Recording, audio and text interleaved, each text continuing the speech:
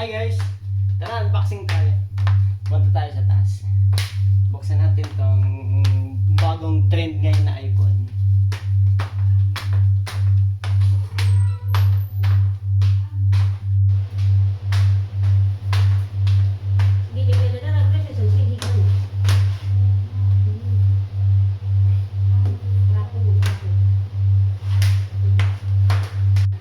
Guys, before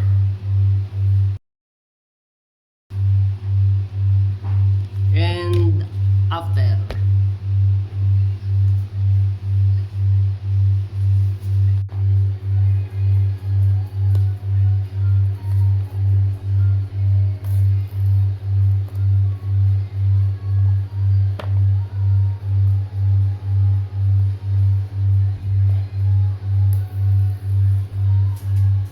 Oh guys, yay! Yeah, yeah, yeah, yeah. Carut. Carut, carut, carut. Carut, carut. Carut, carut, carut.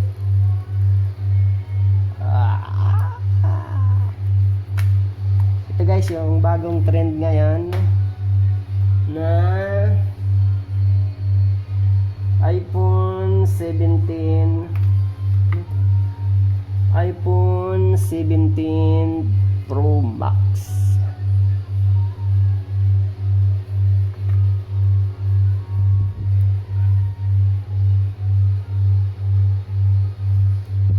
You know, guys, check natin kung dito kasi sa box ano siya, 1 terabyte. Check natin yung actual unit kung 1 terabyte nga. Ayan guys, iPhone 17 Pro Max. Tapos tingnan natin dito kung ilang terabyte kasi sabi dito ni Mayora. Actually galing ito sa dito kasi guys nagkakatalo yung price niya sa gig sa taas ng phone. iPhone 17 Pro Max terabyte, 1 terabyte. Oh, yan, 1 terabyte siya guys. Ayan oh, di lang maklera.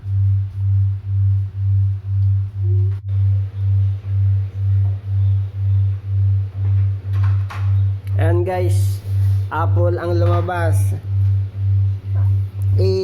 Di ko guys ma-disclose kung magkano kasi dito iba naman, galing kasi ito sa Europe.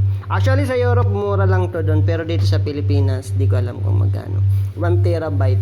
Mamaya guys, tingnan natin, isara ko muna. I-sit up ko pala muna guys. So ayan na guys, ang ano niya, na-sit up na natin. Tingnan natin kung ilang bytes. Punta tayo sa settings and punta tayo sa general and punta tayo sa about para makita natin kung match nga sa box at saka sa data. O ayan guys, 1 terabyte nga, ayan. iPhone 17 Pro Max and ayan nga guys, 1 terabyte.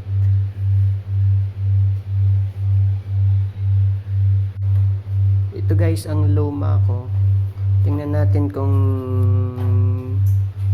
ilang bytes nga to.